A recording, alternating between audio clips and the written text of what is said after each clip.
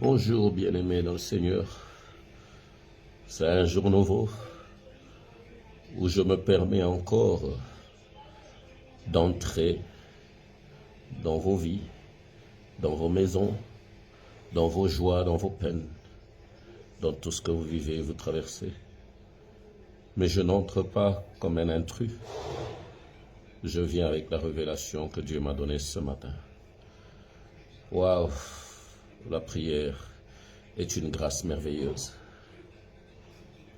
L'identité chrétienne est plus parfaite que tout. Être le temple du Saint-Esprit et avoir la puissance de Dieu sur soi. Je ne crois pas qu'il y ait une bénédiction plus grande. Ce matin, en méditant, un passage a retenu mon attention. Lorsque le premier Adam désobéit à Dieu, la Bible ne dit pas que Dieu l'a enlevé du jardin d'Éden. Non. Dieu l'a retiré du centre du jardin pour le placer à l'orient du jardin. Parce que Dieu, dans son amour infini, dans sa fidélité, il devait lui apprendre à se battre, à faire face à tout ce qu'il a cherché en ayant accepté le péché, en ayant goûté aux œuvres du monde, en attachant sa chair au plaisir du monde. Il devait en payer le prix et ça a pris le temps que ça a pris.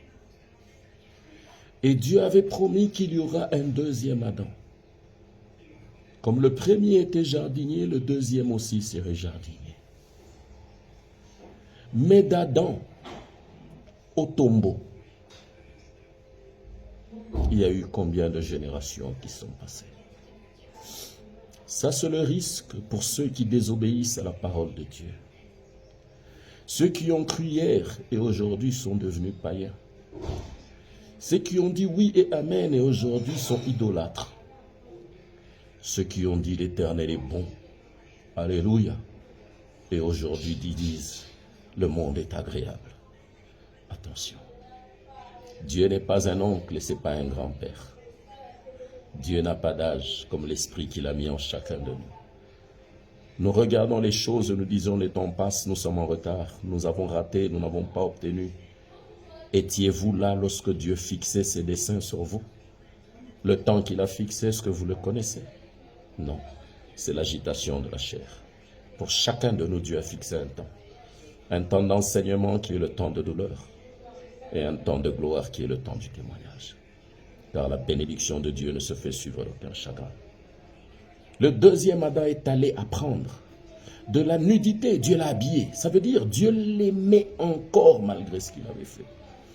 Et il a couvert sa nudité pour le protéger avec la peau d'un animal. Je suppose que c'était la peau d'un lion parce qu'il est lui-même par son fils le lion de la tribu de Juda. Il aurait pris la peau d'un être animal, les autres animaux seraient venus pour les agresser là-bas. Mais il devait dégager une odeur qui sème la terreur, la crainte, pour qu'on ne les tue pas. Parce qu'à l'Orient, Dieu ne voulait pas qu'ils meurent, mais qu'ils soient enseignés et formés, afin qu'au temps marqué, ils reviennent au milieu du jardin. Combien de générations sont passées? Je ne connais pas la dureté de ta situation et de ta condition. Je ne connais pas la force de ce que tu endures et ce qui provoque tes larmes. Je ne connais pas l'origine de ton saignement. Je ne sais pas ce qui est la cause de ta condition, ce qui est l'occasion de ta situation. Mais je sais une chose, il y a un deuxième Adam. Il y a un deuxième Adam qui lui a marché parfaitement. Il n'a fait de mal à personne, mais on lui a fait du mal. Oh, peut-être c'est la situation que tu vis. Il y a des gens qui te détestent sans t'avoir connu. Il y a des gens qui se font mal par complicité, par fourberie. Il y a des gens qui, ils ont juste entendu ton nom un jour. Ils ont décidé de te nuire. Pour eux, tu dois mourir. Mais quand on leur pose la question, pourquoi? Ils n'ont pas de réponse. Parce qu'ils n'ont pas de raison. Mais c'est ça la vie, c'est ça le monde. Lorsque le diable a été précipité du ciel, toi et moi, nous n'étions pas là. Mais qu'est-ce qu'il nous veut? Simplement, nous avons porté l'image et la ressemblance de Dieu. Et par la Pentecôte, nous sommes devenus l'arche de la nouvelle alliance, porteurs du Saint-Esprit et de la puissance de Dieu. Oh, quand je lis l'Ancien Testament, là où était l'arche de l'alliance, c'est là qu'était la gloire de Dieu. Parce que l'Esprit était dans l'arche, faite de bois, et la puissance était dessus. Quand l'ennemi d'Israël avait pris l'arche, il l'a emmené dans son camp. La gloire de Dieu n'est pas restée sur Israël. Elle est allée là où était l'arche. Or, la Pentecôte a fait de toi l'arche de la nouvelle alliance parce que tu as le Saint-Esprit dedans et la puissance de Dieu sur toi. Mais où te trouves-tu? Dans les camps des enfants de Dieu? Ou es-tu dans les camps ennemis? Tu es allé dans le camp ennemi, couronné de ta gloire. Mais la chair domine sur cette gloire. Elle t'enfonce dans le péché. Oh, revenez aux souvenirs. Si Dieu lui-même est capable d'ouvrir un livre de souvenirs pour agir dans ta vie, puisque tu es l'image et la ressemblance de Dieu, il y a un livre de souvenirs dans ta conscience. Relis ce livre, ouvre-le et change ta condition, change ta marche et ton regard, car il y a un temps nouveau. La Bible dit qu'au 3e jour, c'est à l'orient du tombeau que Marie a vu quelqu'un. Malgré sa douleur, elle a gardé la sagesse de la foi, le respect de la chrétienté, l'obéissance. Elle dit au jardinier, qui aujourd'hui, si toi tu es un jardinier, le monde te méprise, le monde peut te traiter de tout. Mais elle a dit, oh, mais mon Seigneur, est-ce toi qui as pris le corps de mon maître? Aujourd'hui, le monde, quand il te regarde à côté d'une situation, sans savoir d'où tu viens, où tu vas et qu'est-ce que tu fais, qu'est-ce qu'il dit? Il viendra pour dire, hé monsieur, est-ce toi qui as volé ça? Est-ce toi qui as déplacé? Est-ce que les gens sont impolis, ingrats? Il n'y a plus d'amour dans ce monde. Ce sont des signes du temps de la fin. Mais je veux dire à quelqu'un, le 2e Adam est passé à l'école. Il a souffert plus que toi et moi pour qu'aujourd'hui nous puissions témoigner de sa fidélité, de sa grandeur et celle du Dieu Tout-Puissant par qui nous vivons. La Bible déclare que quand la question lui a été posée, il regarda la femme et il lui dit, femme, pourquoi cherches-tu un vivant au milieu des morts? Oh, je vais dire à quelqu'un ce matin, le temps où tu es arrivé, les gens iront te chercher dans le chômage, ils ne te trouveront pas. Non, c'est à l'Orient qu'ils te trouveront. Les gens iront te chercher dans le célibat, dans la stérilité, dans la pauvreté, dans le chômage, dans la paralysie, dans les moqueries, dans les crachats, dans l'humiliation, dans le brisement, dans le saignement. Oui, les gens iront te chercher dans ta condition, dans ta situation, mais ils ne te trouveront pas, car c'est le temps où ils doivent regarder vers l'Orient.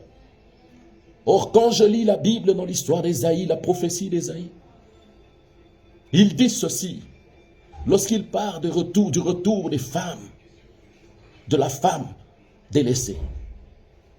Il dit, essuie les larmes de tes yeux, retiens les cris de ta voix, car les fils de la délaissée sont en train de revenir.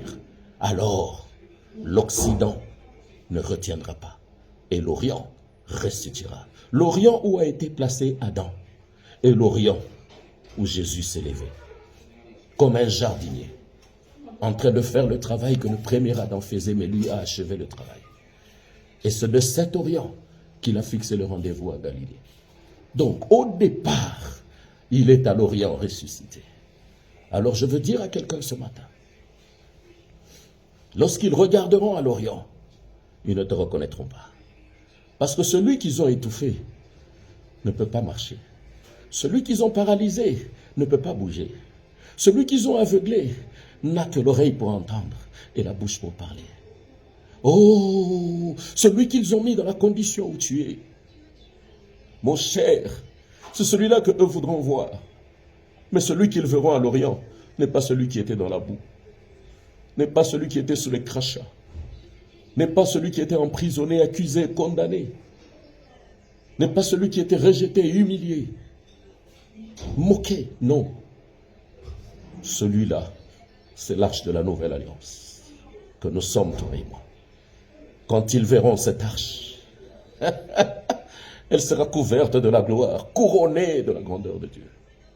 Et là, c'est alors que tu leur diras, rendez-vous au centre du jardin. Voilà pourquoi la Pentecôte est le centre du jardin d'Éden. Nous sommes dans le jardin d'Éden. Que ta douleur ne te dérange pas. C'est un parcours. Même le Christ a eu un parcours. L'enfant Jésus est devenu le Christ aux eaux du baptême. Et le Christ a eu un parcours pour devenir le grand deuxième Adam qui doit nous ramener au milieu, au troisième jour, lorsque le temple a été rebâti. Même Marie ne l'a pas reconnu. Il a fallu qu'elle entende pour attester que la foi vient de ce qu'on entend. Et alors on voit. Alléluia. Ta place est au centre du jardin. Tu ne mourras pas tant que tu n'as pas été à l'orient de ta condition. Il est temps que les anges de Dieu pour lesquels il est écrit, il ordonnera à ces anges de te porter dans leurs mains afin que tu ne chancelles plus. Le Saint-Esprit te saisira et te séduira. Il t'emmènera non pas où toi tu veux aller, mais là où Dieu veut que tu sois. C'est le temps qui est arrivé. Laisse-toi guider par le Saint-Esprit, car le milieu du jardin t'attend. Ta place, ce n'est pas ta condition. La fin n'est pas dans ta situation, mais c'est dans la gloire que tu connaîtras la fin de l'œuvre de la chair. Et tu chanteras l'Hosanna, alléluia, gloire à l'Éternel Dieu Tout-Puissant. Et ton esprit dominera sur la chair jusqu'à ce que nous rentrerons dans la Jérusalem céleste qui a Dieu pour soleil. Que Dieu bénisse sa parole, que Dieu bénisse tout celui qui reçoit ce message. Amen, amen, amen.